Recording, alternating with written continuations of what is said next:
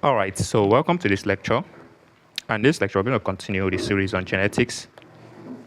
So we've discussed the chromosome in the last lecture, and now let's look at the actual gene. In the gene, you're going to see DNA, like I explained before. So DNA means deoxyribonucleic acid. What does this mean? This means it is a type of nucleic acid that lacks oxygen. So D means it lacks, and then oxygen. And ribo here means it has a sugar known as ribose in it. So it's a kind of nucleic acid that has ribose as sugar, and then it lacks some oxygen.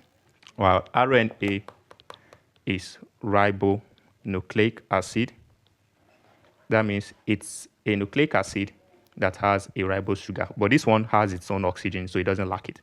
Now, do you know why they call them nucleic acid? They call them nucleic acid because they have this thing called phosphate.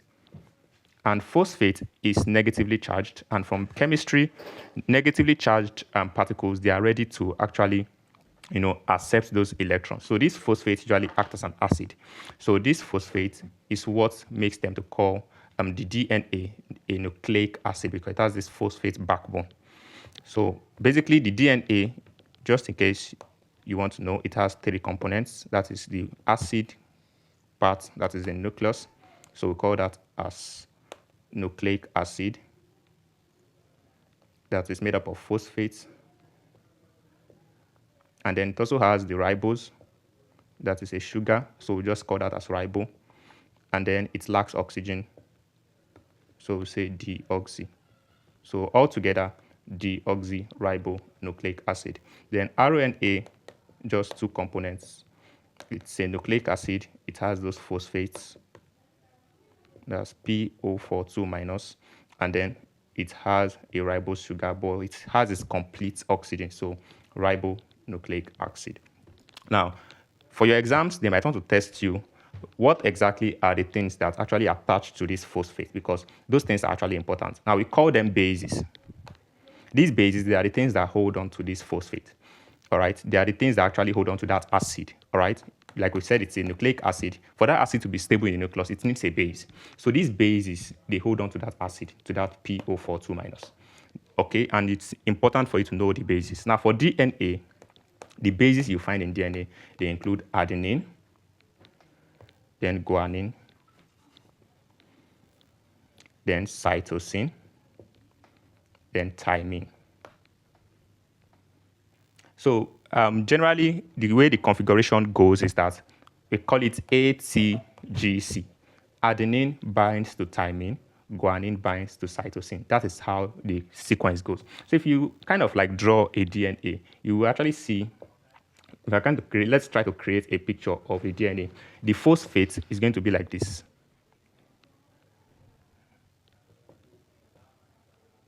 The phosphates, they're going to be like this. All right, so they are like the backbone.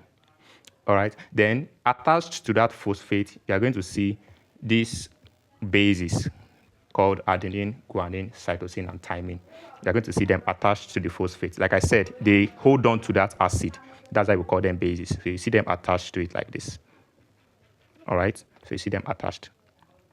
And for these bases, if you see adenine here, which I'm writing as A, if you see adenine here, it's going to be bonded to thymine on the opposite side. If you see guanine here, it's going to be bonded to cytosine on the opposite side. So AT binds to GC.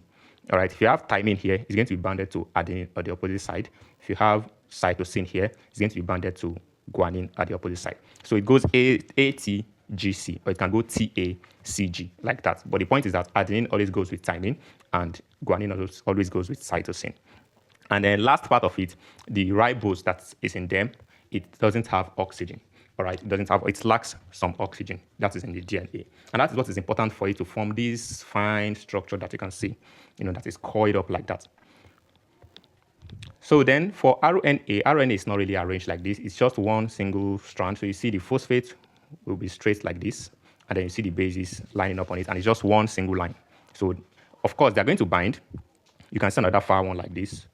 But then the binding is kind of different. The bases in the RNA, we have adenine, we have guanine, we have cytosine, But then the last one, which is T, is now replaced by uracil.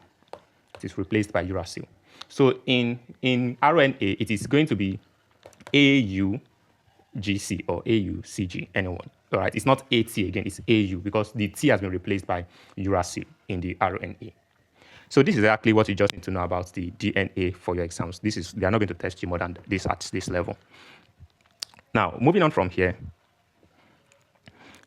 still on the RNA, if we kind of draw a fine cell here, this cell has a nucleus. Now, there are 3 types of RNA. In the nucleus of the cell, we have the DNA. The DNA has a lot of information, but the information is jargons. We can't understand information, right? The information is jargons. We don't understand information. So the DNA, it needs to be interpreted. It needs to be interpreted. So usually DNA will pass on that information, that code, to an RNA that is called as messenger RNA. Do you know why? The reason is because where is the site for protein synthesis? The site for protein synthesis is the ribosome. Now, where is the ribosome? The ribosome is here in the cytoplasm.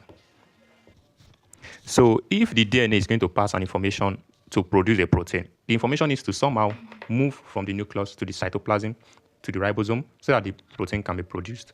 But now the DNA is in the nucleus here. It is trapped. It cannot leave the nucleus. The only thing that can move out of the nucleus is this RNA. So the DNA will pass the information to this RNA, and that process is called as transcription. The process is called as transcription, where DNA is converted into RNA. It's called as transcription. And this RNA, like the name implies, it is a messenger. What do you do if you're a messenger? You deliver messages, all right? So this messenger RNA is going to move all the way from the nucleus into the cytoplasm to the ribosome, and it's going to tell the ribosome that, hey, it's time to start producing this protein. The DNA has ordered us to start producing this protein. So the ribosome needs other materials, proteins.